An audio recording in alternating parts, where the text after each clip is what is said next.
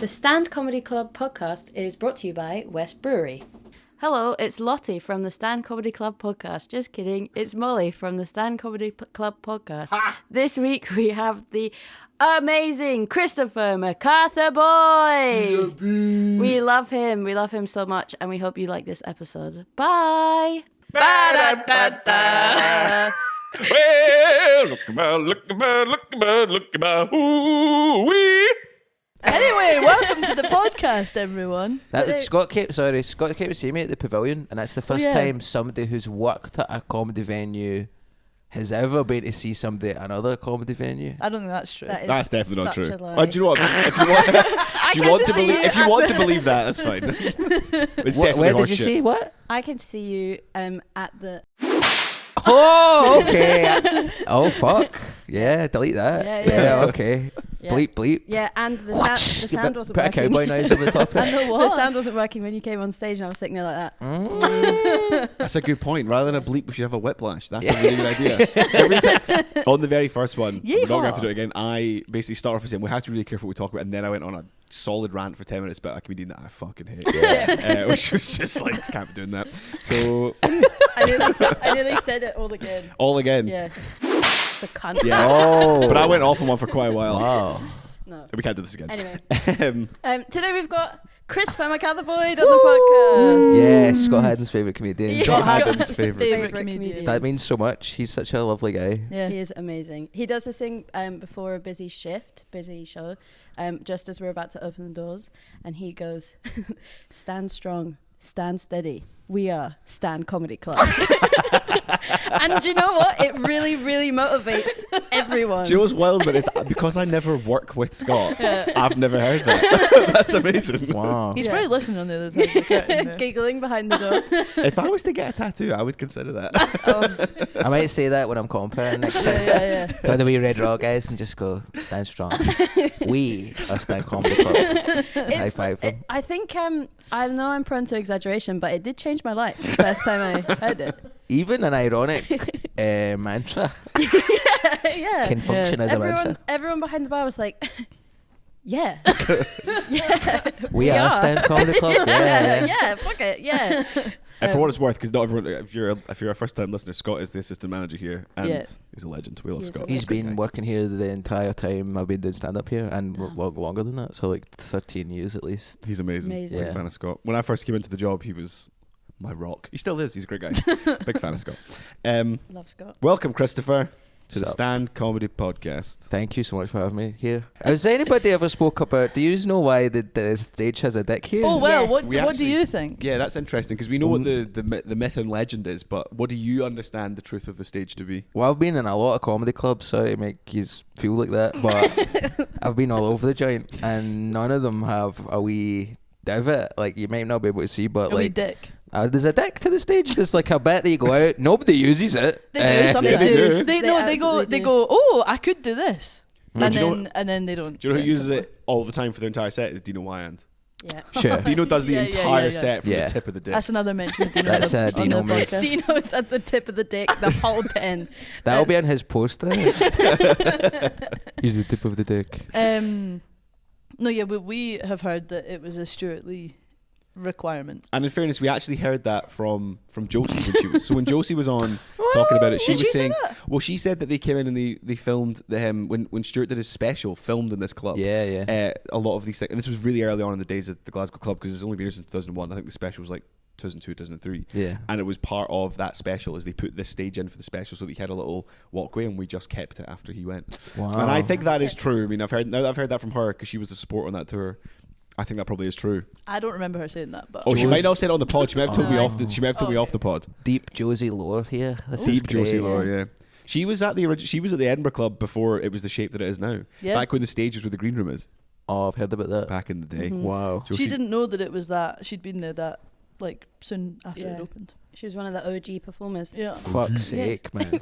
She's like immortal. Yeah, I know, she's isn't great. it? It's like hearing like, oh yeah, she was in like the 1800s. It's like that picture in The Shining. Yeah, or that picture of the guy who looks like Keanu Reeves from the. Have you seen that? Also great. Yeah, Also great. I've seen that. There's like a picture of Keanu Reeves from the 1700s, and it's exactly Obviously not. it's him. It's him. Okay. It's him. He's a If anybody was a time traveler, I would believe it was him. Yeah, because he has that kind of. I've seen it all, but Yeah. I recognise the beauty and decay. Yeah. And he's quite chill. I reckon the only way you could be a successful long-term time traveler is if you were just quite chilled.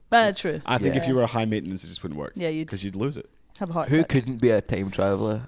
Name a person whose Are we looking for temperament doesn't suit being celebrity? immortal. Like a celebrity. Yeah, Russell Crowe. yeah. He would be a terrible time traveler. I'm so impressed that you got that so Yeah. quickly. No, you're That's right like, though. I'm His, right. his life started when he was born. I'll like, say that about him. Fuck! Yeah, definitely. Did he could- punch someone one time? Probably. Several loads of times. He's punching Several someone right now. loads. Several loads. He's like really. He's in a rock band and he likes to get drunk and he likes to roll about the ground. He's in with a rock people. band? Yeah. What does he play? Shite. No instrument. Oh, I think he's a guitarist. Because I don't want to start a beef with Russell Crowe through the Keanu unnamed Reeves is a bass stand player, isn't he? comedy club podcast. Is Keanu Reeves not in a band? He's a bass player. Yeah, he's in a band Dog? called like Dog Star? Dog Star. Yeah, you're right. I get yeah. confused because I'm thinking of Charlie Simpson Yeah, from what are they who's called? Fight Star. Fight Fight Star. Star. That's what I've done Charlie there. Simpson. He's From from, the Busted. Busted. From I the Busted. know Charlie Simpson. Sorry. Eyebrows man. The Yeah. eyebrows Man. that launched Oh, 1,000 ships. Yeah. Yeah. He My- was great. Do you know who else Yeah. in the band? Neil Buchanan. Oh, yeah. Off of Art His Attack. death metal band. Yeah. Yeah. He's like a good guy. Yeah. He could maybe be a time traveler. I don't Oh, know him that yeah. well. Maybe not. When Yeah, I don't really know anything about him. Busted broke up, my mum sat me down on the sofa and was like, "You should have this. Pass me a pint." No, pass me a drink of water, I think. And then I was like, "What's happening?" She was like, "Just take a breath." Oh. And I was like, "What's going on?" She was like, "Have you heard?" And I was like, "No, what's happening?" And she told me that Busted broke up, and I was like, Wow. "Well, Fuck. today is the worst day of my life." When Yeah. was that? Like 2000 2006? No, Nah. before that. Before that? Because After that? because no. Fight Star was on Oh, a yeah, okay. Kerrang compilation that covered Master of Puppets by Metallica in totality. Yeah. It covered like Leper Messiah or something, I think. Right. So that would have been the 15th anniversary. It's 1986. This is crazy. 2003? 2003, yeah. No I think way. it's- way. Yeah, I No would have been way. 10, yeah. When I think was it? that's. I was 30. I was so close. That's pretty close though. Good Yeah. job. Don't Do you- where- underestimate my trauma. Do you remember where you were when Busted broke up, Christopher? In a state of panic. Yeah. But I thought Fight Star were underrated. It's just a big part of metal's like the legitimacy of it. You Yeah. know? Yeah, So it seemed, you can't go from Busted to being a legitimate death metal. Well, you it could was- go the other way, I think, but Yeah. It was That's- yeah. better than the, what is it, Son of Dork? Oh, yeah, that was the guy. Is that with the other guy That's from James Busted? Bourne. Oh my God, James Bourne, brother of James- Jason Bourne. James Bourne and Matt Willis. Willis. Now married to Emma Willis. Yeah. It's so crazy that they both Who? have the same name. It's unbelievable. Mm. So what happened when McFly and Busted? Did they form Mick Busted for a while, but now And now they're doing- fighting. I Yeah. actually Now know they're quite a fighting? lot of the story behind this. Let's Is hear that- it. So when when Busted first started, the main guy from McFly, whose name was good out of my head. What's the main guy? The Danny blonde one? Danny? No, the other one. Tom. Tom from Busted. Tom- Tom from McFly. Tom- So he auditioned to join the band. Fletcher. Tom Fletcher, and they didn't let him in because Right. they didn't think he was good enough for it. They actually, you Wait, got that wrong. he They let him applied in to for one Busted, day. Oh, he got a day around there. Yeah. Busted or McFly? Busted. Busted. And then they basically kicked him out because he wasn't right for it. So he got basically kicked out of. I'm afraid you got the law all wrong. Oh wow! Jeez. Well, then So- you tell it then. Just The sit here and ancient maybe look at text. it. So Tom got into the band for a day. Yeah. Matt Willis got into the band. They went to school together, probably a posh school. Think music school. Yeah, there was pretty Okay. educated. Matt Willis didn't like Tom Fletcher at the time, so Oh. said, "If you want me, you can't have him." What a wild choice. So they to were have made. like, got rid of Tom, and then were like, "You're kind of good. Maybe you should start your own band." Why would you pick him There over? comes McFly. Wow. McFly to me were later than Busted, no? Yeah, they were. How much though? One Because or to me two it was years. years and No. years. No, I also no, think no. they're a But I much was a better child. band. They shared the space, Yeah. I think. But McFly were poppier. But it's like But it I was think at the McFly have time. more legitimacy as a band. I Yeah, think they I would- lasted longer. I no? would take McFly more seriously than I would take Busted. Who would you? You're not enjoying this. Christopher. What is it you're not liking with this? I love it. I just wouldn't say McFly were more legitimately Busted. I think. Seriously, They've had more longevity, I'd say. they have a drummer. People like McFly songs still get played in a way that Busted ones don't. Because Busted were like a genre, you know? They were like pop punk. Whereas like McFly was more pop rock, and pop rock has more mainstream longevity. Yeah, Yeah, okay, that's fair maybe Due what to you mean, genre Fraser. bias, unfortunately. But Yes. I think that speaks to a sadder reality that we live in, which is that we should treat genre fiction and genre music like punk or science fiction with just as much legitimacy as you know, mainstream Yeah. literature. That's Wowee. fucking. Wowee. That's fucking beautiful. That's You're how listening I to the feel. Stand Comedy Club podcast here, everyone. Sleeping with the light on is still holds up. Sleeping with the light on. Is that the one? I feel her slipping through my fingers. Now she's gone. I'm sleeping with the light light. Oh, yeah. I sang a lot on the last pod we did. And I'm going to try and not do as much singing No, I today. like it. I think And it should be a Shaq feature. slips through my face now. Yeah, I used to really, really, really love McFly and Busted. I buy that. So What? McBusted You don't was- seem like that. We have spoken. Shut up! I hate you. I went to see McFly at the Hexagon in Reading. Oh, I've been there, yeah. Yeah. I saw a and it was- teenager drink milk competitively outside that building. That was a good day for me. Are you like making bets on it? Like, what's going on? We were doing 2 nights. Me and Frankie were doing 2 nights at the Hexagon, and then I was kind of like, I'd seen the show like 100 times by the point. I was like, I'm just gonna go for a wander. And then I walked around, and there was like students doing like a hazing thing, I guess, for the Right, University of right, Reading. right. And they were all with their shirts off, and they were all chugging milk and throwing up, and Oh, there was milk going down them. And I was like, I'm just gonna go back to the Hexagon. man. Yeah.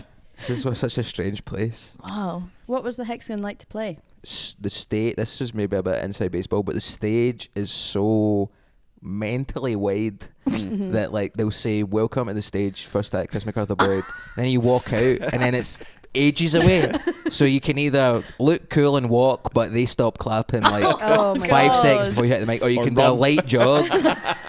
And then they're like, why is this guy jogging? Because it looks mental regardless. It just, I mean, it's a crazy shape of room. It's I quite like that. hexagonal, you know, but Yeah. Do you play it all with obviously- some music? huh? Do they play, like, for example, if it was here and you were doing that set, Would would you the full song are you like get played? second verse or repeat at this point? Like, No, we didn't use any music for the walk-ons. It was just the applause. So you just have to rely on their applause You last just thing. have to Oh, rely wow. on the applause, and Reading wasn't there for us. You know? Reading doesn't seem a happy place. No, it's not. It's not. It's not. okay, well, there you go. But just the I mean, I've been there. I was in the everybody crowd. goes, Leeds is better. Leeds is better. I think Leeds Oh is yeah. better. Yeah. More north, innit? That's what makes things That's what better. people Yeah. say. Yeah, You ever yeah. been to Leeds or Reading Festival? No, I don't like festivals. I hate Really? hate crowds of people. I hate drunk people. I hate people who are on drugs that I don't like. And there's loads of them. Can I And then- remind you of what your job is? Yeah. My job's to go shut the fuck up. Actually, yeah, that's quite a good That's a fair position point, to be in. Yeah. That is- oh. No, I don't like crowds. I don't like drunk people. I don't like people on drugs. I don't like bad sound. You know, Yeah, that's and fair. like Oh, none of the yeah. bands get to sound check, so everything sounds Oh like yeah, shit. it does sound Yeah. like shit. You know, it's terrible. The good thing about a music festival is that it's kind of accepted to go and do drugs in a field, and it's like, listen, go and fucking knock yourself out, Mhm. sneak them in, do what you want, and then nobody's going to give you any trouble when you're rolling about. And it's like, fuck that, man. It's shite. Fair enough. That's But fair. if anybody wants to book me to do stand up, I've done great sets at the Perth Rewind Festival. I tell you what, the class festival is Eden Festival. It's in like where is it? Cornwall? No. It's in Moffat. Moffat? Yeah. What's that? In Scotland? Dumfries. Dumfries, yeah. It's unreal. It is unreal. When I went, Did they have a castle? not that I was Okay. aware of while I was there. But I don't want it to was, interrupt you. Why? Because somebody asked me to do a mural on a castle once for a festival. Oh, that's fun. I didn't do it it. wasn't there. Fair enough. But when I was at What a strange form of entertainment.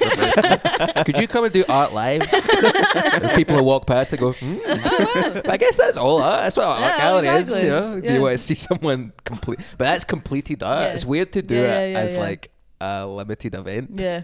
People watch caricature artists on the streets of Prague. Don't compare caricature artists to what Lloyd does. Lloyd didn't do it. You know, I've been to Leicester Square, seen a really tired guy draw ugly drawings of someone's face for money. dressed as Yoda. Sorry, Lloyd. Well, actually, Coolio I've was seen the supposed worst to- form of art. What about the sand dogs that people make on the What about them? Surely they're worse than caricatures.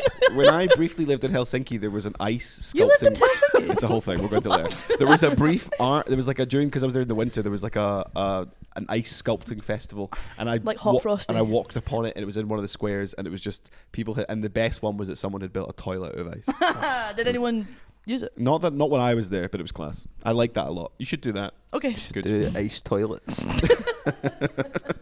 Give up murals. Ice toilets is where it's at, baby. Yeah. Wow. Wow. Well, when I was at Eden Festival, Sorry. Sorry. In Moffat, near the in face. Moffat, back In the to me. borders. No castle. There was Coolio was supposed to perform, but he was gonna do cooking with Coolio, but he No was gonna way. like Live cook on cooking stage. show? Yeah. Meth, And cooking meth. yeah, it was. And we were waiting for ages and ages and ages for him to do that, and then he was going to perform after, and he just didn't turn up. And everyone was slagging him off, being Yeah. like, fuck this guy, fuck Coolio, what the fuck, he thinks he's too good for Moffat? Like, what the fuck? And then 2 weeks later he died. Wait, Coolio's dead. R.I.P. Coolio. Yeah, and then. in the group chat I posted, for like the festival group chat, I posted that picture of Paddington Bear holding the Queen's hand, but someone had drawn his braids. His wee on braids the- at the top. yeah, Wow. The iconic Coolio braids. yeah, that was a Oh bad my day for god. Wow. That's so funny. yeah. But basically, Imagine Jack you're like dying and you're like, I hope nobody's upset with I hope nobody's upset with me. A field full of people for the borders are just like, I hate that country. Yeah. I never even liked that. Yeah. What a shit song. But then it was so funny because my friends went to go and he was like, fuck this, I'm going to a different tent. He went to a disco tent. And then Craig Charles, probably. Yeah, it wasn't Craig Charles. He's And always then they played Gangsta's Paradise just instead, just out loud. And so then I phoned him and I was like, Dan, you're missing it. And he was like, I'm coming. And they got there and there was no one there. And it was funny. Good prank. That's Great wild. prank. Yeah. I don't want to be the fun police, but let's talk about the stand. That's why we're here. Yeah, that's right. Chris, do you remember the first time you ever played a gig here? Your first show at the stand? 2013 February. Oh wow, you do remember. Was it a red raw? It was a red raw, yeah. Nice. And I applied ages in advance. I told somebody that I'd went to college with, I was like, I've applied to do stand up at the stand, and they were like, why? We talked about why have you done that? Have you got material? I was like, I'm going to try and write some material. So you wrote the material after you'd applied? Oh yeah, I think that's the best because it's hard to be You like. need the pressure. You need the pressure, 100%. Like it's and then who was comparing? Billy Kirkwood was comparing. Joe Heenan was headlining. Pretty wild lineup for a red Yeah, raw. wow. That's pretty good. And I was supposed to do 5 minutes. I'd done probably 2.5 minutes. And then I was like, I've ran out of stuff to say, but you guys have been lovely. And then I walked off and I was like, that went great. Billy was raging, obviously, because he was like mid-talk to someone, like, oh yeah, he won't be getting the light for another minute and a half. So yeah, but then somebody took me outside and gave me a pure pep talk, like, I know you only done 2.5 minutes, but you've got it. Whoa, really? like, What, another whoa. comedian? Or? Yeah, he's a It nice was guy. Scott. It was Scott. Scott. He was like, you're shite now, but in a while you will be my favourite comedian. I was like, thank you so much, Scott. Stand strong. Yeah. Stand together. We are the Stand Comedy Club. Yeah, that's the first time we ever said that, and it was beautiful. But it was amazing. I couldn't believe it. Was Do you that the remem- first gig you'd ever done? Yeah. Some people are like, oh, you should really go into an open mic to That's 8 what people. Susie said. I don't think so, because like, you know, you could have amazing material and amazing delivery, but if there's only like 8 people there, True, yeah. you know, you might do shite because Yeah, they're and then like, you'd be this like, is oh, weird. well, I'm shite. But if you go in front of like 150 drunk students who've paid £3 and they're all excited, Yeah. and you're like, hey, I think my first close. I remember my first closer. Do you remember who else was on? Who else was on? Gareth Waugh was on. Oh. Legend. And he was like, he said he was about to go on, and he leaned over at me. I was so nervous. Leaned over at me and went, "Excuse me, are you from around here?" And I was like, "Yeah." And he was like, "Do you know like a local roofer?" And I was like, "Not really. Why?" And he was like, "'Cause I'm about to take the fucking roof off this place." Oh, for fuck's sake. And, I don't think he would have said that if he knew I was going to keep doing stand-up. Was he doing 5s or was it? No, he was 10s he at was that kind point? of established. Okay, You know, he was doing like 15s at the weekends. Oh, and was stuff it? at that Alright, point. okay. Yeah, I didn't know he'd been doing it that yeah, he long. was He's already. been- He's only second kid. I think the original Stand podcast, he was in it. Maybe. Do you know about the original one? No? This isn't the first Stand podcast. What the It is the hell? best one though. Yeah. Well, I don't. It was like Kia, who works for Edinburgh now. Yeah. He was and- our marketing manager for the Yeah, whole company. yeah. Love you, Kia. Wait, I don't want to say the wrong names, but in my memory, Yeah. it was Kia, Gareth Waugh, Gus Limburn.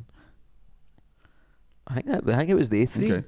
That's In a good Edinburgh? 3. Yeah, in Edinburgh. Yeah, and it was called the Living Room Podcast for some Oh, reason, nice. even though it was recorded at the stand. It's the exact opposite of the USP. But Yeah. but I remember, oh, wow, that's the guy for that. I don't know, maybe it wasn't. But yeah, there was who else was on? A guy called Liam Cumbers from Fife, who had jokes about cucumbers because his name was Cumbers. Oh, nice. He was really nice. good. He stopped doing it. I gigged with him, Damn, and that sounds good. who else was on? Fucking Jim Smith was on. Oh, Farmer Farmer Jim. Jim. Yeah, and it was like his 3rd gig or something. Oh, But did it go well? Because His- he every time I saw him near the start of his comedy career, it always felt like he was shocked any time anyone laughed. Aw. He always seemed completely bewildered by he's such a great comedian. I done a gig for him at a cattle auction. Obviously, he done a bit better than me.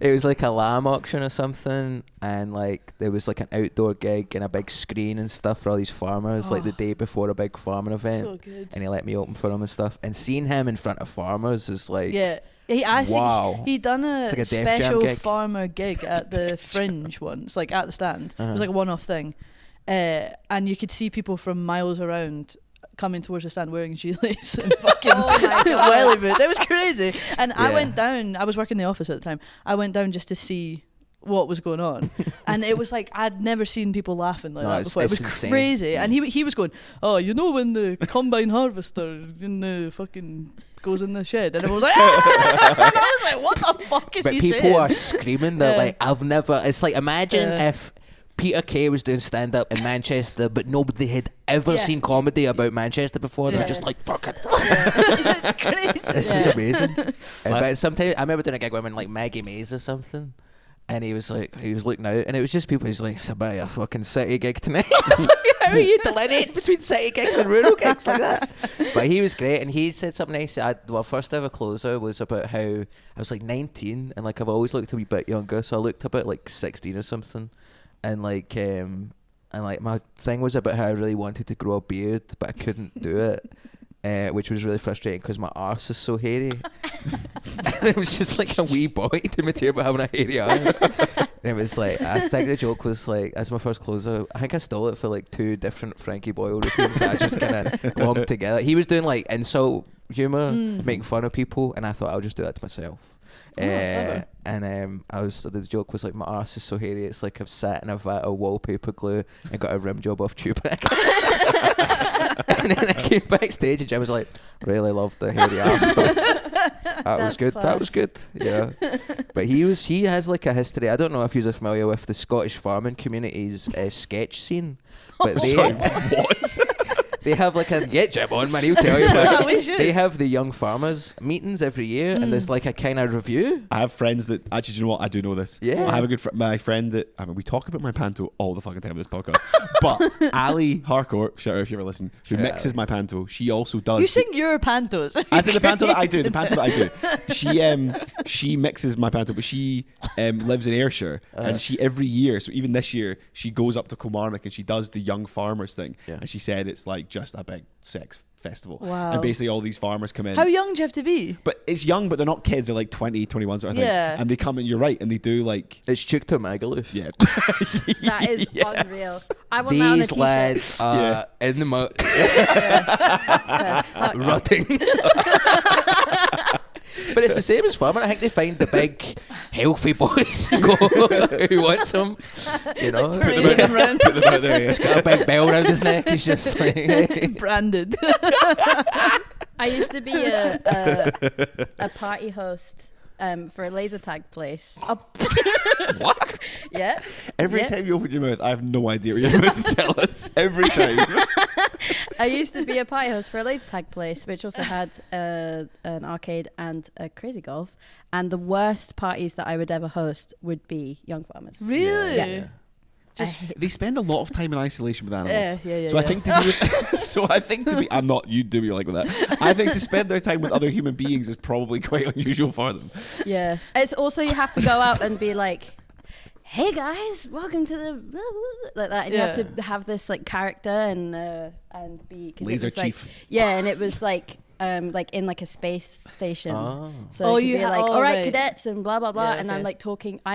Was I think 18, 19 at the time, and I was talking to these like mid-20s people to be like, have fun, kiddos, like that going in, and they just would like hit each other with the guns. They would do this kind of stuff. But the coldest thing I ever did was because I would have my own like referee vest and gun, and if Wait, I you got shot- to shoot people? if I had like a mode on my vest that if I shot someone, they would be out of the game and their gun would Wow. work. And there was You're this like a guy, sheriff. this like big, The golden like gun. like oh my god, he was massive. This guy, he was just being so fucking annoying. And there was a bit, he was running around. He was like, my gun keeps not working. I was like, yeah, because you keep hitting people with it, and if you knock it, then it's gonna stop working.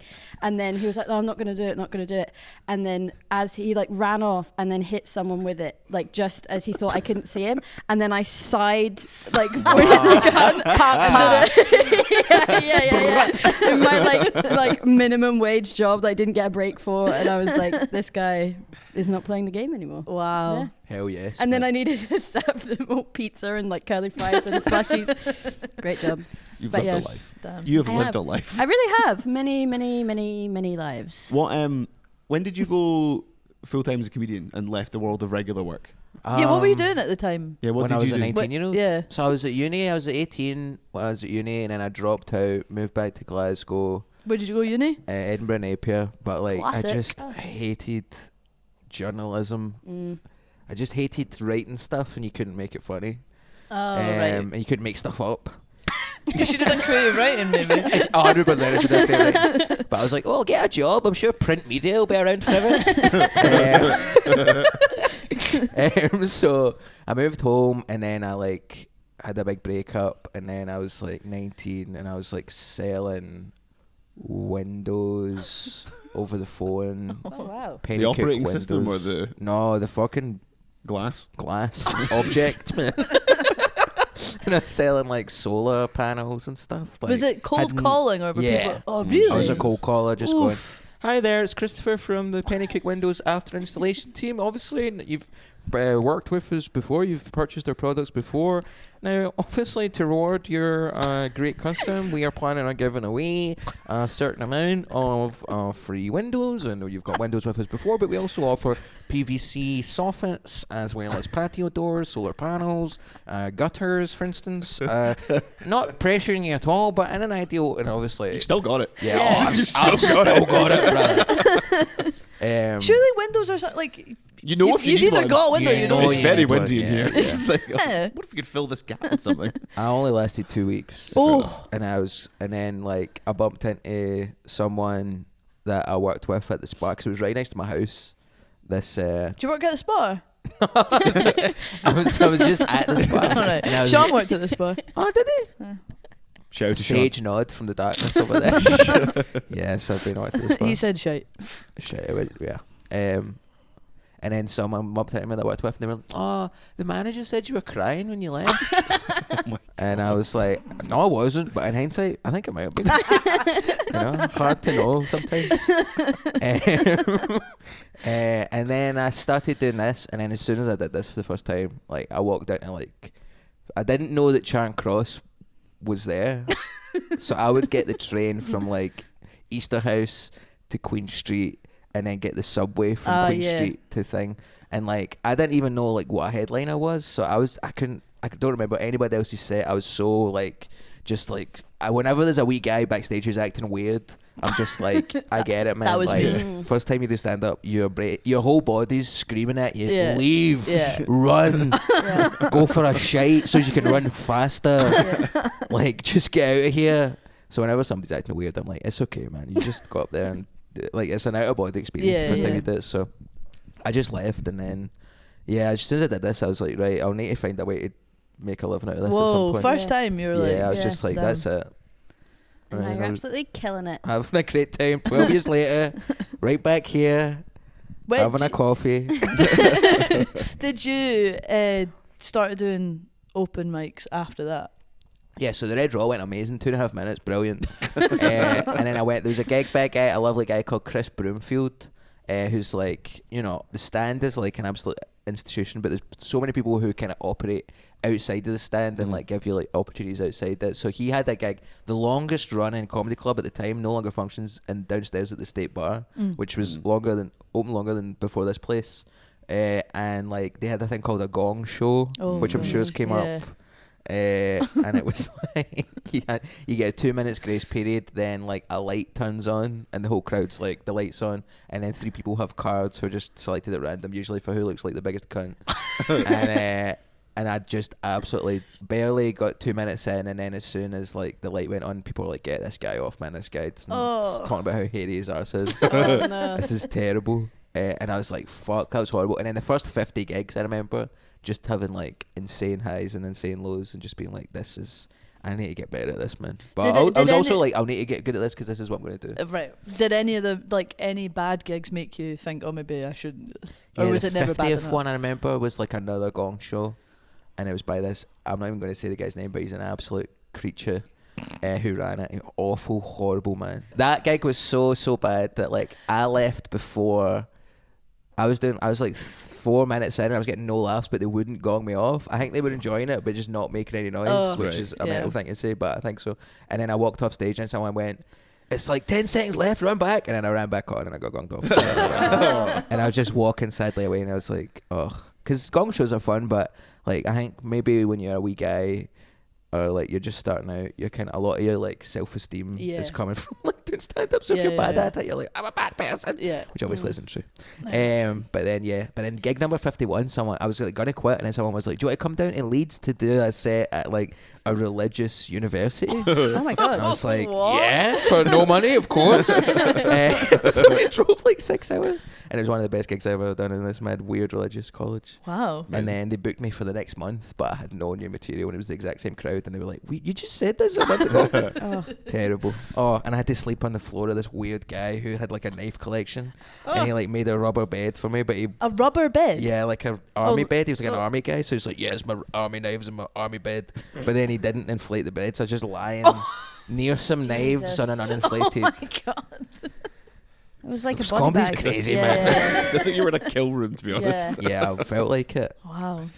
It's funny you were saying about like, I have to get good at this. I mean, maybe one day we'll get him on, but I remember hearing Fred McCauley talk about when he made the change from being an accountant, a very well paid job. Is that what he did before? He was an accountant, to becoming a comedian. He said like he didn't have a choice. It had to be good. He had to be successful because he was basically, he had a family, and he's like, I just need to be good at this because I can't make this change and kind of like, see how we get on. Like, I need to make money. Yeah. And fair play to the guy. He made a good crack of it. That's But it's like that pressure to be like, this just has to be good. And we've talked about with other comedians before about how the difference between comedians that seem to kind of really make waves and keep going is is about taking it seriously and treating it as a job. Like, because it's a laugh and stuff, it's fun. I guess you get a buzz for it, but you have to, at some point, it is your job and you need to kind of graft. Yeah, but it's just about getting the balance right between being a creative person who, because like, if you want to write comedy, you need to have a sense of like playfulness, and you need to be on stage, and you need to be like, let's have a good time, and let's don't get too upset if someone interrupts you. Do you know what I mean? And like keep the energy up and stuff. And writing, like, is quite a solitary thing, but or you can have a friend with you that you do it with, but like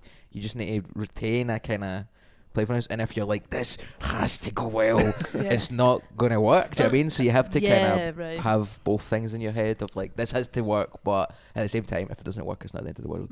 So it's hard to strike a balance.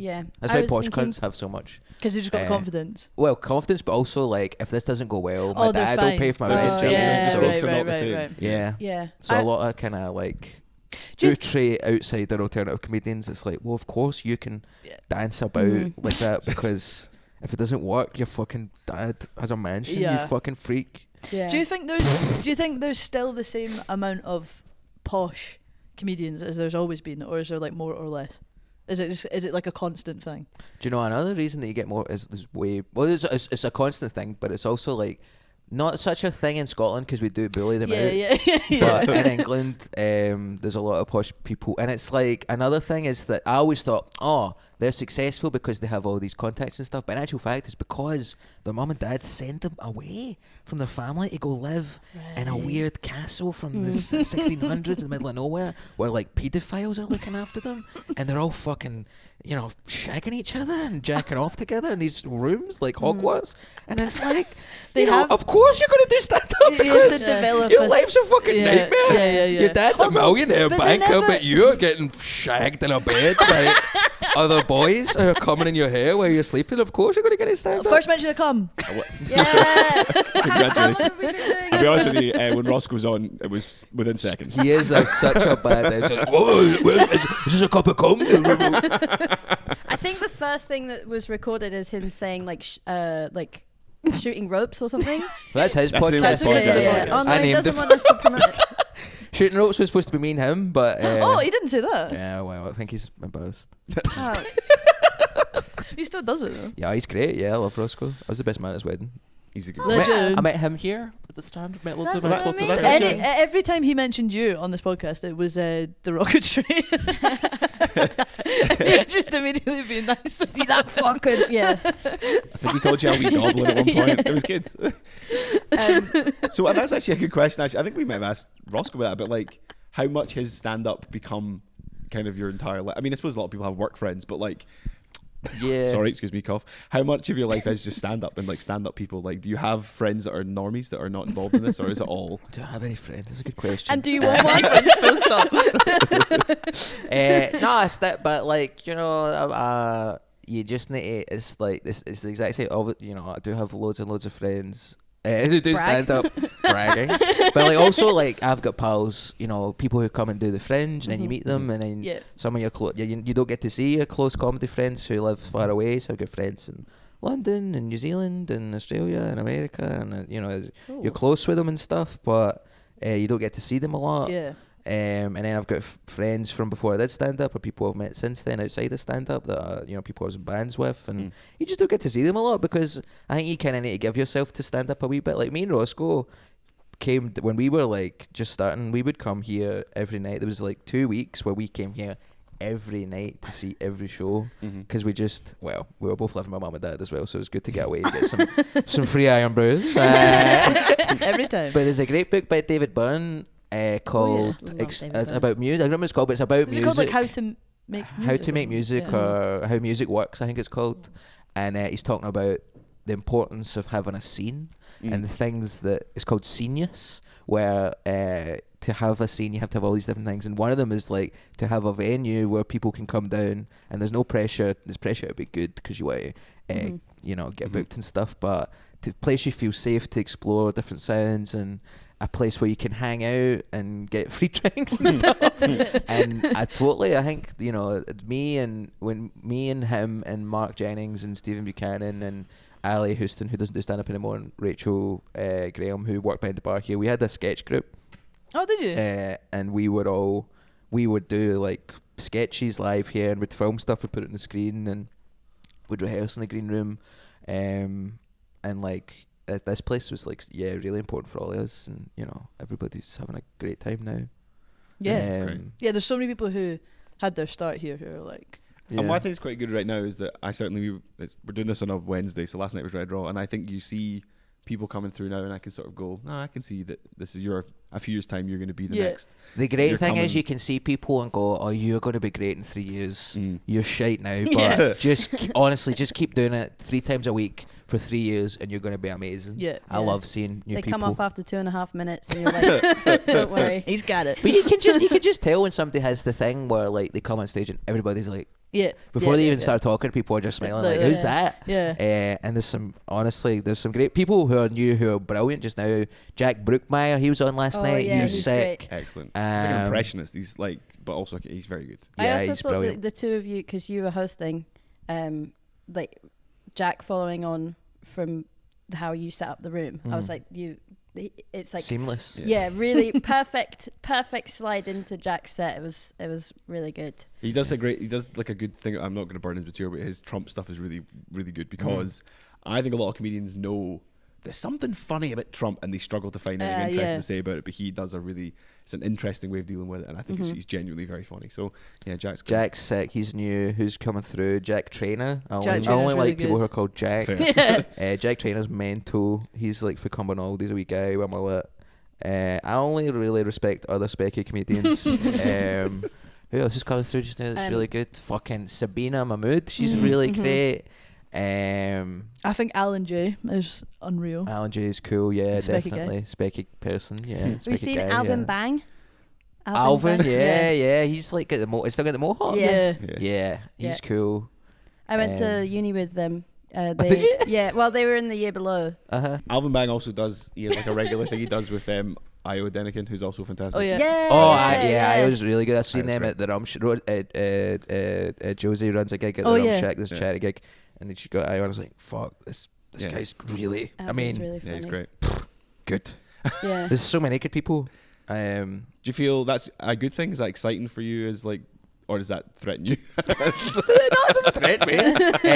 It's dead exciting because that means that when it's I don't know. I just love stand up. So when I see a new person, I'm like, yes, this is really good. And also like when you do stand up, you need to see a lot of other stand up. It might as well be good.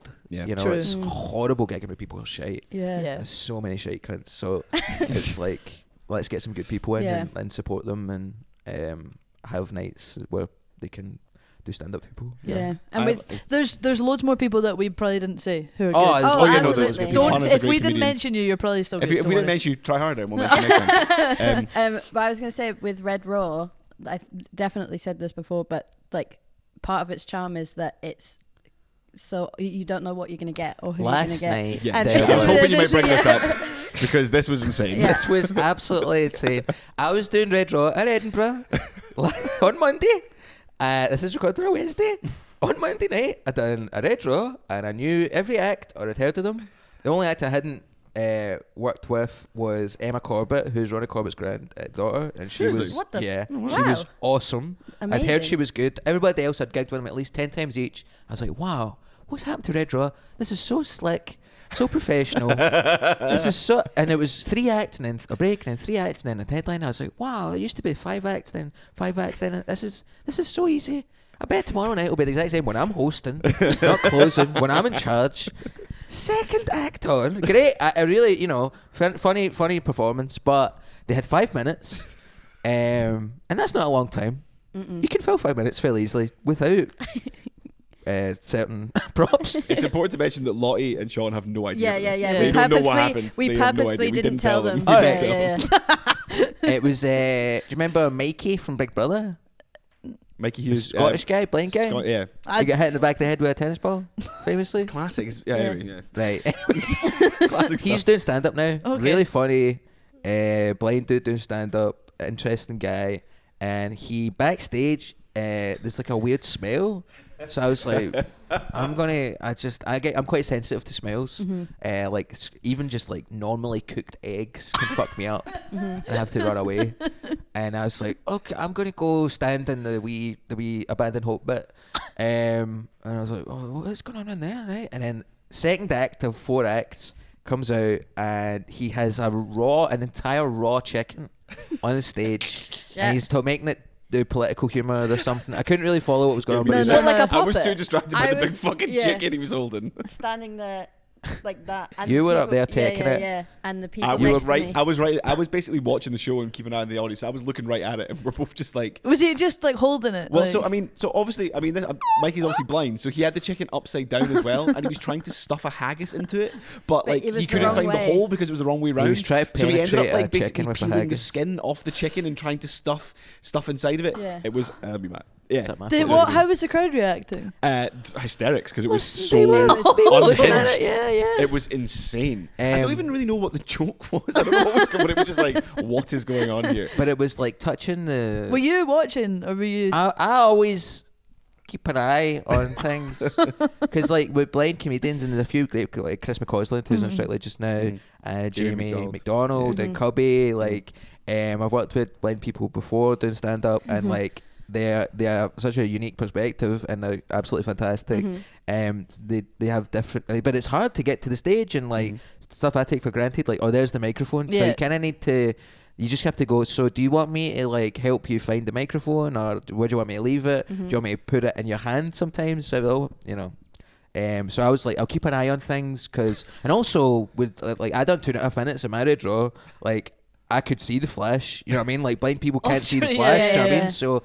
You have to be like ready for maybe they'll come off a bit early. Not that they can't do their time, but you need to be ready for them. So I was like watching it, and also it was Mikey. I was like, "What the fuck's going on here, man?" And he had like, I think it was some kind of political routine about chicken Kiev being Ukrainian, but a raw chicken would be Putin. So we need to put not to burn his material, but we need to put a haggis inside them as like a gift. So we should fuck Putin. I didn't know what the fuck was going on, man. But the chicken was like touching the mic, and I was it? Yeah. And so it was also he was touching the mic, the chicken with his hands, and then he was touching like, the mic. sorry, and changed it round. And then there was 2 people next to me who were stoned out of their minds. Like up there, and they were standing in front of the little box that had all the mics in, and then they were like, fucking yes! And I was like, oh god, okay. And then you came on and you said something about like changing the mic. So is there a spare mic? Is there a spare? Because sometimes when you're doing a venue, they'll be like, if something goes wrong with the mic, there's like a spare mic to side the stage, and I've always been like, what's possibly going to go wrong? But a raw chicken was like kind of dribbling on it, so I was like, and then you ran up with a rag. I knew I couldn't get the spare mics. I was like, okay, well, I'll just go and clean it. So I went behind the bar, and the only cloth I could find was like an old pair of like an old vest sort of like looking cloth. It was grotty. It's like Rapsy Nesbitt's vest. Yeah, it was like Rapsy Nesbitt's vest. I was like, this is all I've got. I got the pink spray, which in fairness would have disinfected it. But I walked up with this old rag, and I sprayed the mic and wiped it out. You went, that's no. I was like, oh great, you know what kills salmonella? A slightly damp rag. Yeah. And then, but I just didn't want the next person to potentially get like a disease. You know what I mean? Because I didn't know. Oh, is that a prop chicken or is that like a rubber chicken? Yeah. That was an actual raw chicken. Yeah. I mean, if Gordon Ramsay was here, this place, he would like, get this place shut down now. It's raw. So I was like, maybe get a new one, and we got a new one, and let's get. But then it's like, do you know? It was wild. That's live comedy. That's live comedy, and it's also like.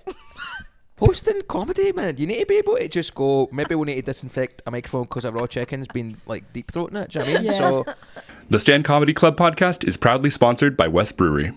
I had said to the people next, like they were standing in front of the mic box, I was like, if you just move out the way, and they were like, why?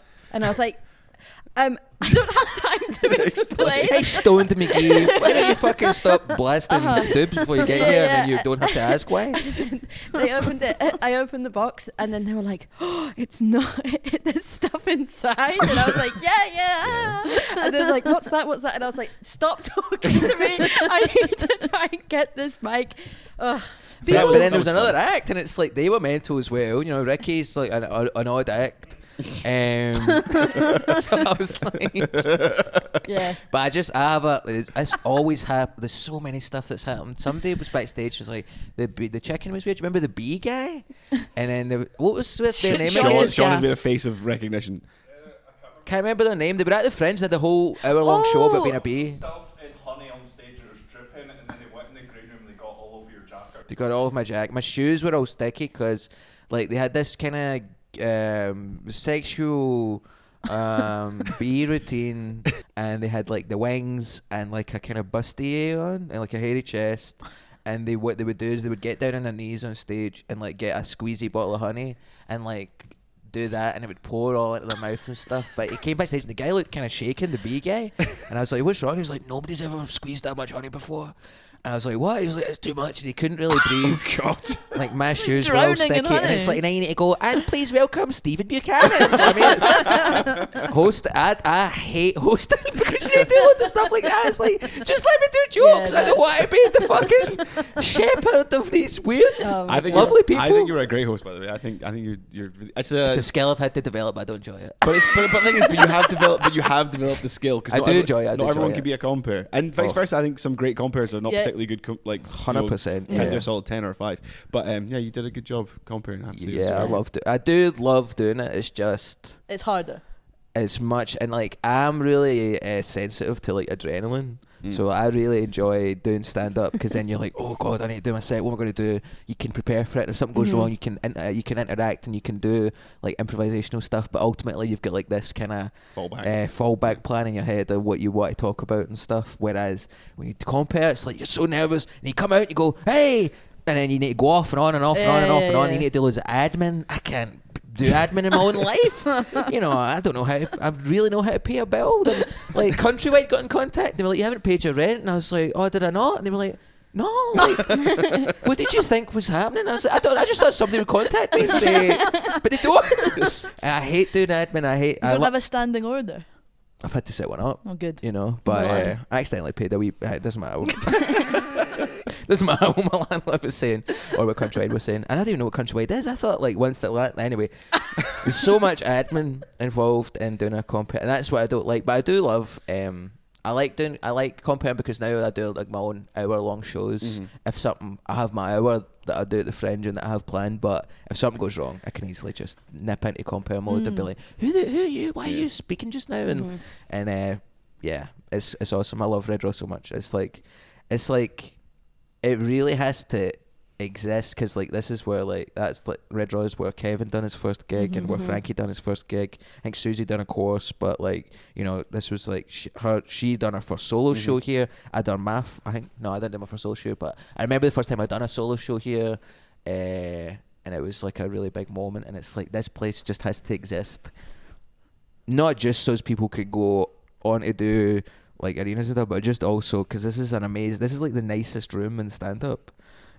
Like, because the people who work here obviously, but also like the shape of the room, and like when you're on stage, the people in the mezz are like completely eye level, and everybody's just there, and you can do your setups here, and you can do punchlines here, and then set up here, do punchlines here. You go out to the wee deck that Stuart Lee necessitated, and you can fuck about there, and it's amazing.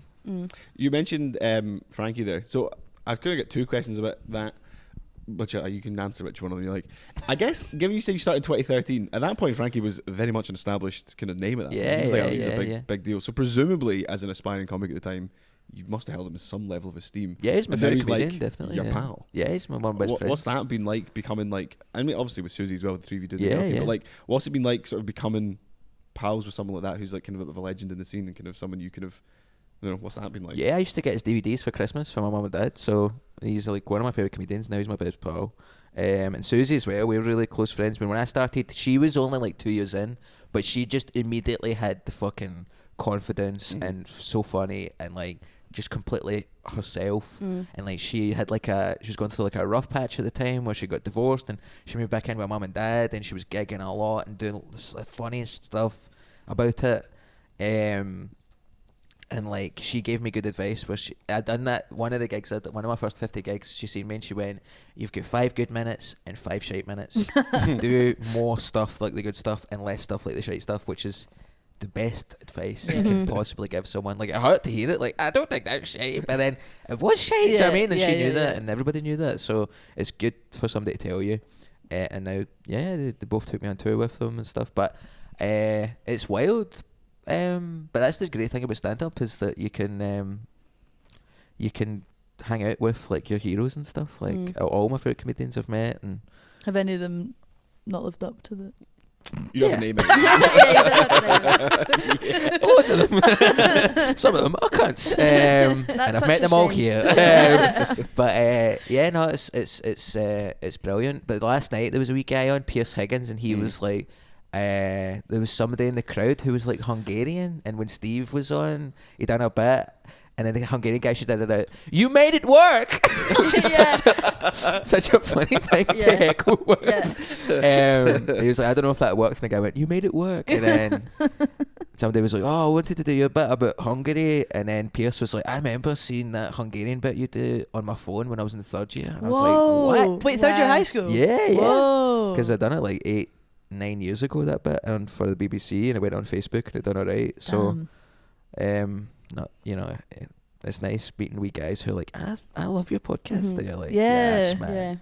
Now I'm the wee guy. It's quite, I actually remember the first time I met you. You probably won't remember it, but I happened to. It was outside. It was during the Edinburgh Festival, and you were doing You were doing the 5:30 cabaret. There was a show that we did. Yeah, the 5:30 cabaret, and it was all different. It was a wild show. It was Bruce Devlin was like hosting it every burlesque, single day, and it could be like that guy that does like music.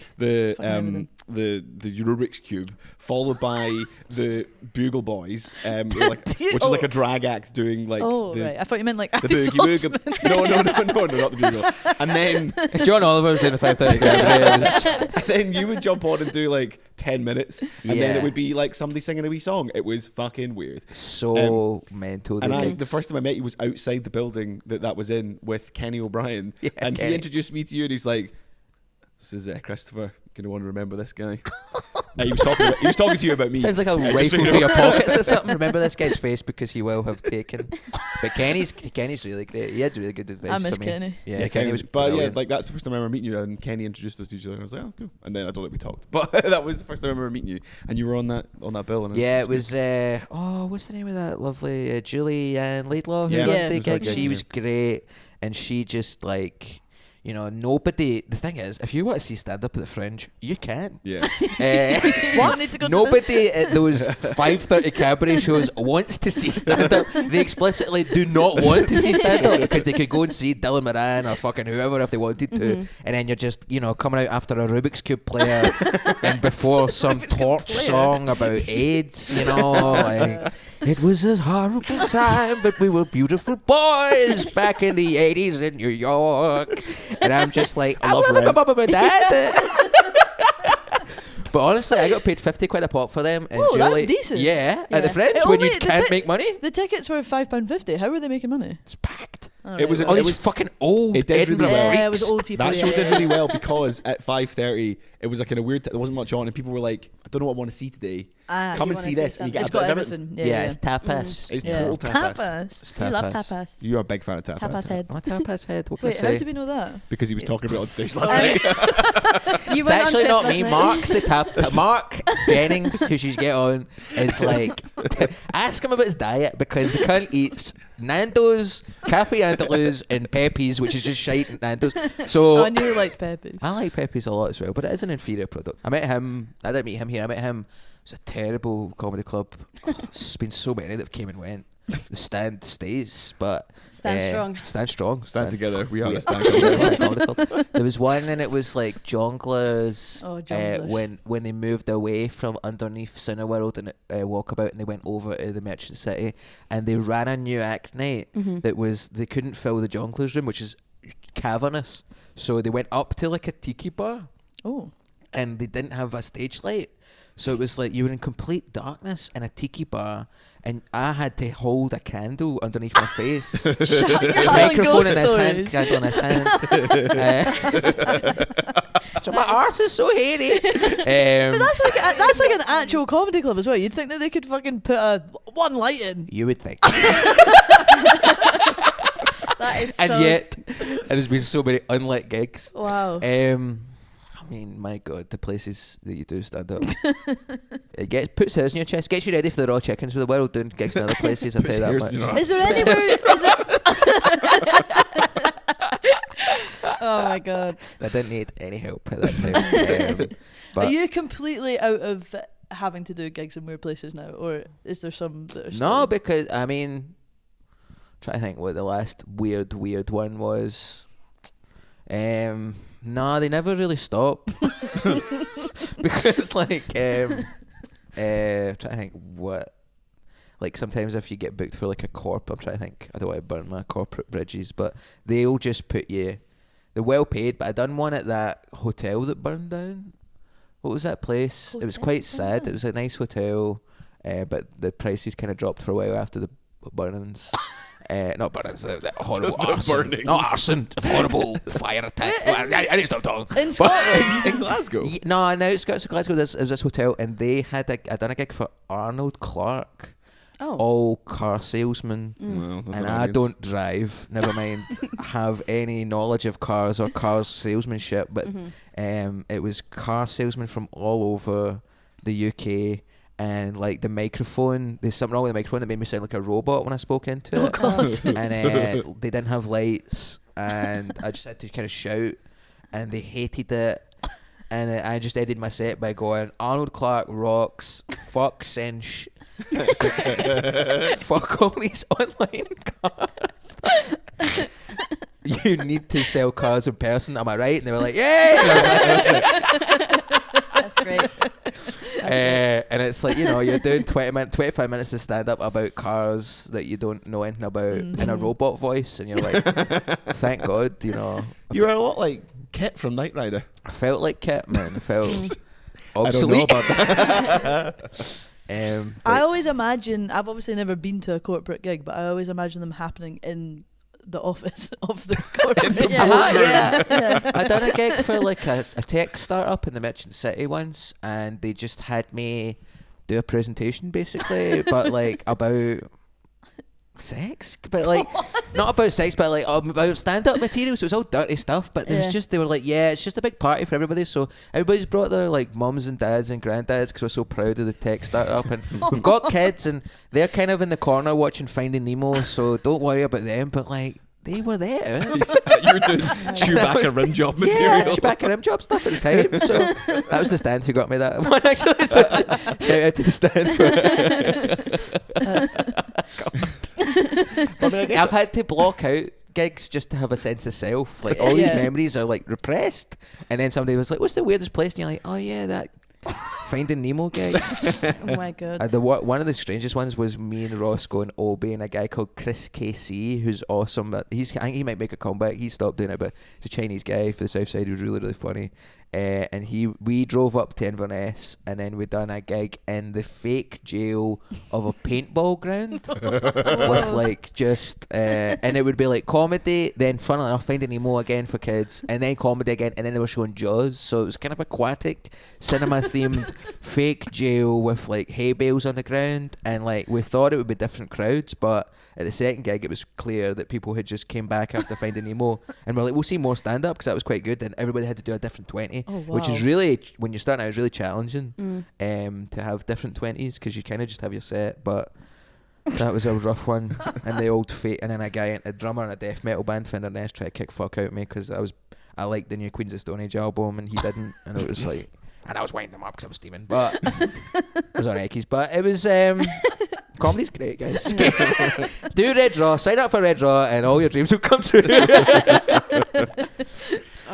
I think we're coming towards the end of our time today. Oh, wait, oh no. Yeah. Thanks so much for having I've me. not even brought up Enjoy an Album podcast. Enjoy an Album podcast. Me and Liam Withnail stand regularly in Withnail. His wife works in the office. She's great. Lauren. We love Lauren. Love We love It's Lauren. great. Love Your life Liam. just becomes completely intertwined with the stand if you work here long enough. So Will you bring back the podcast? we were going to do one. Enjoy an Album. Yeah. Yeah, we were going to do an end of year episode there, but like I just had an absolutely mental couple of months where like I broke up with my girlfriend, moved back in with my mum and dad, just having to figure out how to pay rent in my new place, and like I had to like move. My ex-girlfriend's dad was in the flat, and Why? I don't know, he's Australian, he doesn't live here. And I was so scared he was going to kick fuck out of me, but it was the one day that I could get stuff moved from a flat to my new flat in a van, and I didn't know that when you get a moving guy, you kind of have to help them. I thought, oh, that'll be nice. A guy moving all my stuff. He'll have a friend, but no. Yeah, it was you. I had to lift stuff as well, and it was like the one day was the day that we had scheduled to record and no offense to Liam at all, but it was the only day he could do it. It was the only day I could do it, and I ended up having to go. Listen, man, I'm doing moving stuff, and he was a bit like, well, maybe we'll do another one at some point. I love doing it, and hopefully we can do it again at some point. But I think he's really busy. He was on tour and I was on tour at the same time, and we just didn't have the time to keep doing it. But I love doing it. I might start a new podcast about music or something if he's not up for doing it, or we don't have time to do it. So, but it's a great podcast. Yeah. I don't know. Do we ever do a live episode here? I don't think so. Not Did here, one at no. the Glee. The Glee Draper. Comedy Club. And I mean, listen, I love the stand, but the Glee's booked by like my agent, so Oh, all right, well. I like it there too. Monkey Barrel's cool too. But I love how I just think it's great because I think there's been a few times where someone's been stuck in traffic and then like the Edinburgh stands had to phone up Monkey Barrel and go, can you send someone over? Or like the Glees had to go, who's opening the stand? Can you send them down to headline because like someone's plane hasn't showed up. So I think it'd be nice if there was a little bit of a sense of community. Yes. And I also have those guys. But I've also seen guys. people from, I know the people for Glee who are lovely people as well. They should have their own podcast, I think. I know they came down to see shows here, and I've seen people for the stand up there, and it's great because sometimes you'll go to a city that has a comedy club but they've never been to a comedy club, and you're like, you should go see how other people do it because you're doing it wrong. Aberdeen.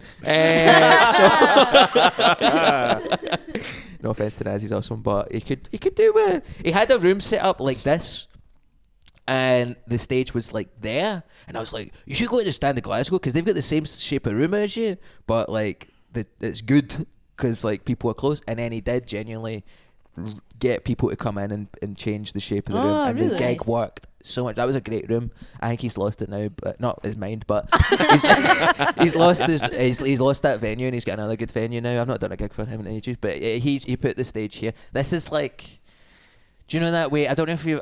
Sometimes when you're like, oh, I only like this place because it's Glasgow, but then I remember thinking that about my first ever gig I went to see was at the Barrowlands. It was Megadeth at the Barrowlands, and then I would read like Motorhead and LCD Sound System and Metallica have all said, no, the Barrowlands is the perfect shape of room.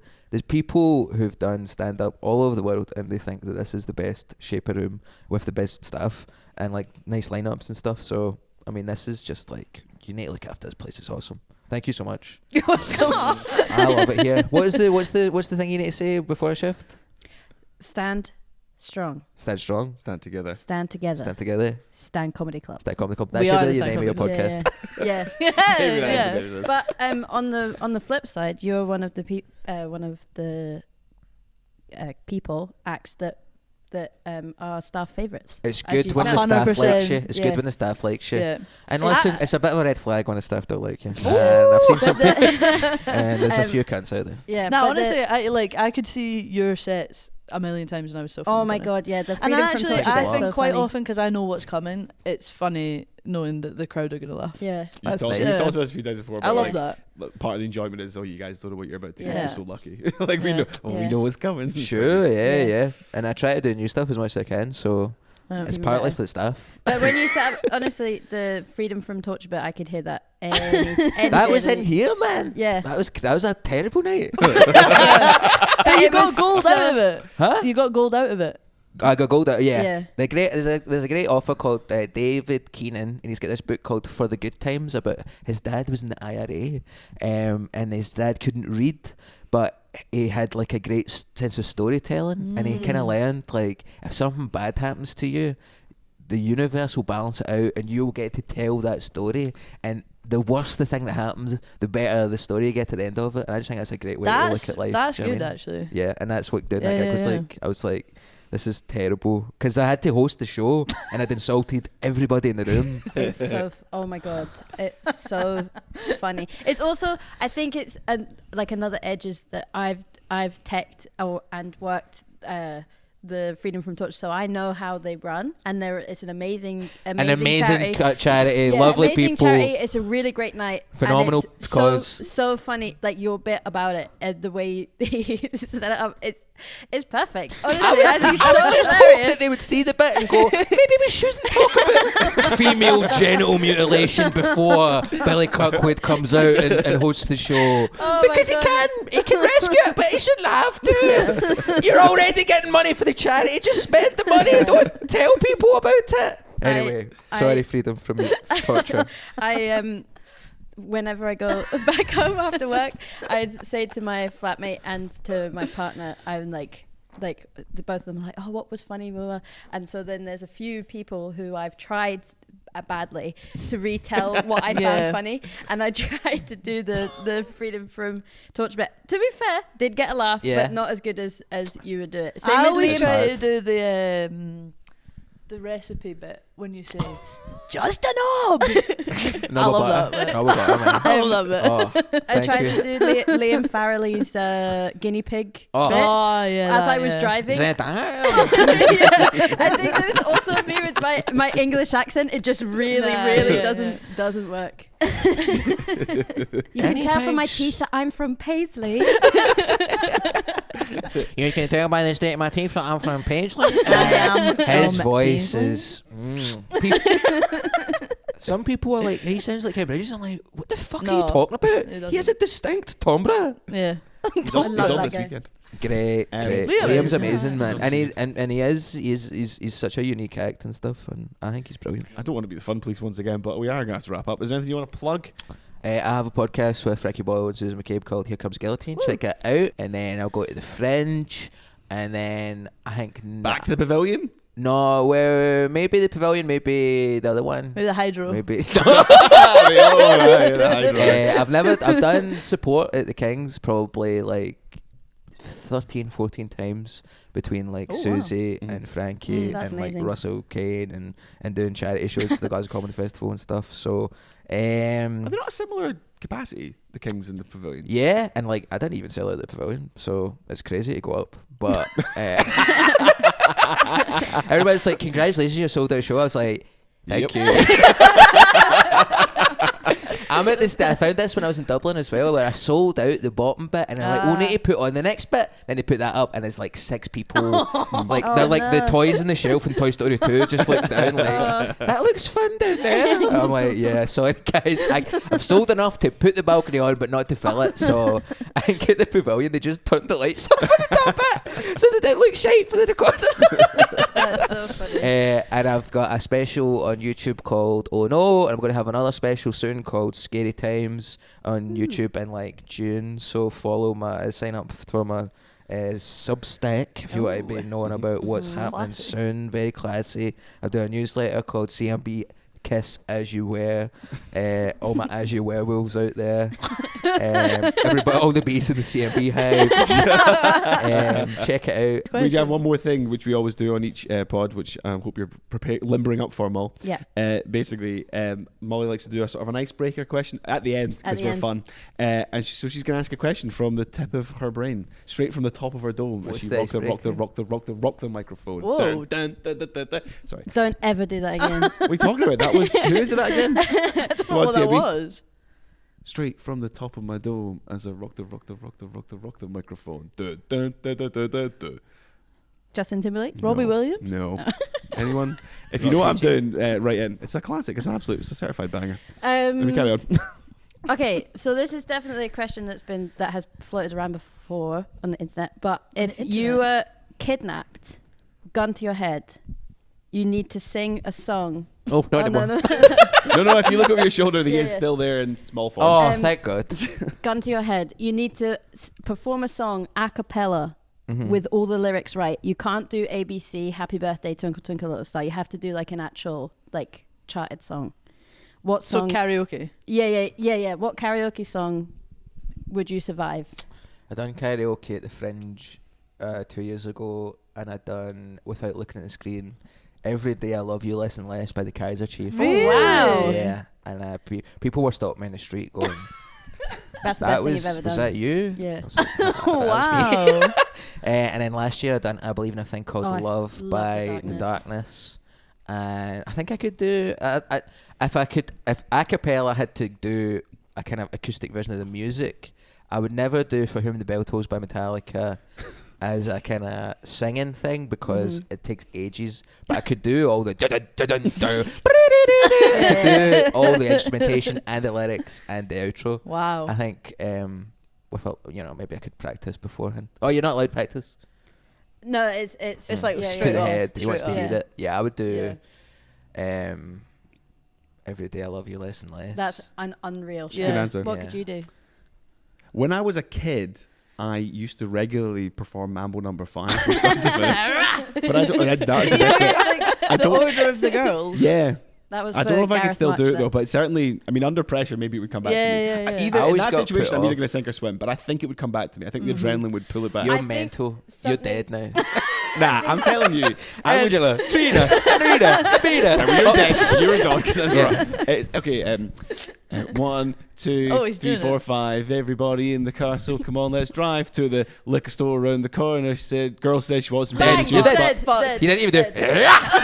He's not there yet. He's not there yet. Also, that's like not fair. Angela, Lou Bega Angela. Lou Bega's allowed to stumble a bit. Like I've seen him. He's Lou not that Bega's not allowed to stumble.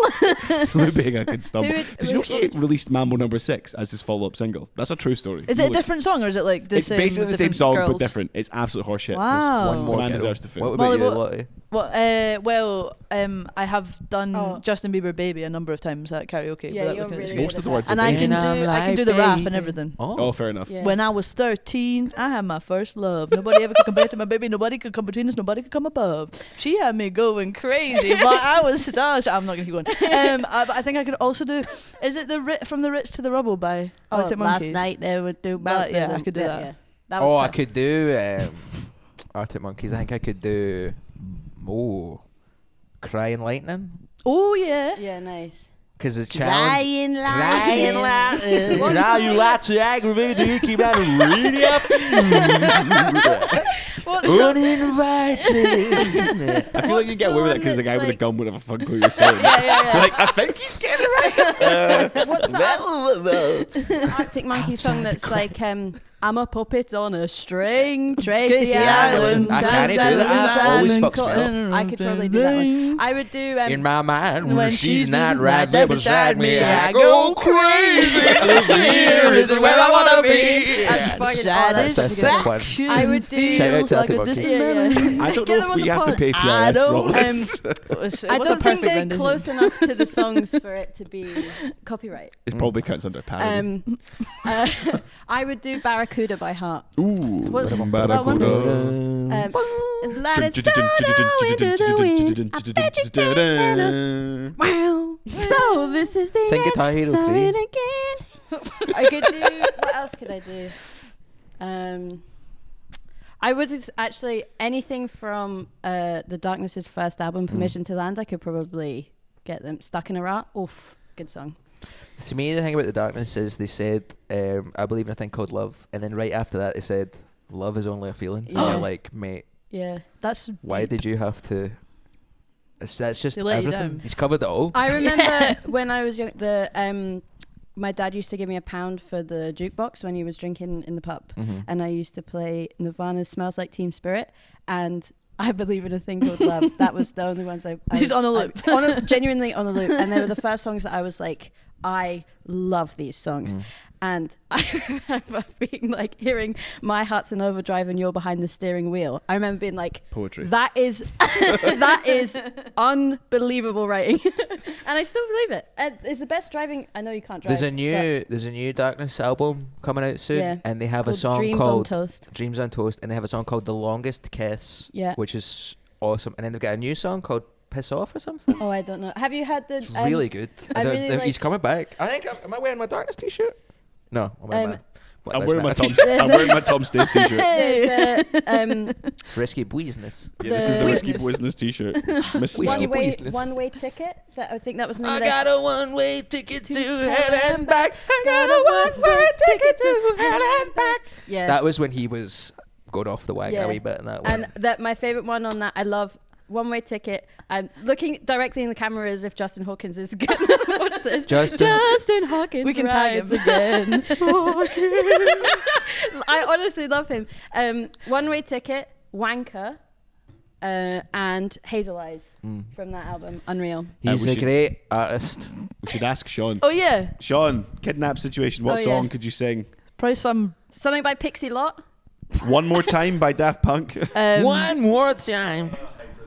Something off Hybrid Oh, Theory. wow. Any Wow. particular choice? Is that the one with numb on it? Yeah. Sean, I know. I become so numb. The obviously- I can feel you there. They're great. Maybe you could do it. As well. The I want to dancers say are one awesome. thing before we finish. Molly, I think your boots are class. They're I thought you said Yeah. boobs. Those- Jesus Christ. Thank you for my boots. They were amazing. I got them for my birthday last year. They look great. Thanks for coming on, Chris. Thanks so much for having me. It's been great. I've just noticed that your glasses are green in the certain lights. It's because Oh, it's because the light's green. Fuck. I was genuinely, I was near Halloween. I was like, that guy's face paint is unreal. He's like completely green like a frog. And then I realised he was just standing next to a traffic light. Oh, now he's red. You've angered him. That frog's furious. Right. That's the trailer right there. Yeah. Thank you, Lottie. Thank you, Fraser. Thank you, Molly. Thank you, everyone. Thanks, Sean. Thanks, Sean. And thank you, Sean. Thanks. Stand up, stand strong. We. Stand. Oh, fuck. Got it. All wrong. All bloody wrong. Try again. Stand up. No, Wait. is it not stand together? No, stand strong. Stand strong. Stand Stand together. together. Stand We together. are Okay. Stand One more Comedy time. Club. Stand. 3, 2, 1. Stand. Are we doing it together? Yeah. Yeah, Okay. sure. Stand, Stand strong. Stand together. We are the Stand Comedy Club. That's a cult. Thank you so much for listening to this episode of the Stand Comedy Club's podcast. If you liked it and you like me, come and see me do my work in progress with none other than Mark Jennings. That is my name. 14th of July, myself and Christopher Macarthur-Boyd will be performing here at Glasgow Stand Comedy Club. And if you don't like Mark, there's one where it's just me. And it's on a Saturday as well. So it's a better night for seeing stuff. Okay, that's a brilliant promo for that one. Excellent stuff. Yeah, or if you don't like Saturdays and you like a Monday fucking night or whatever it is, come then. Do come then, because Saturday will be full of arseholes, as will any of his shows usually. Right, that's not true. But thank you so much. I am coming on the podcast soon, so I will do my own promo. Thanks. The Stand Comedy Club podcast is sponsored by West Brewery.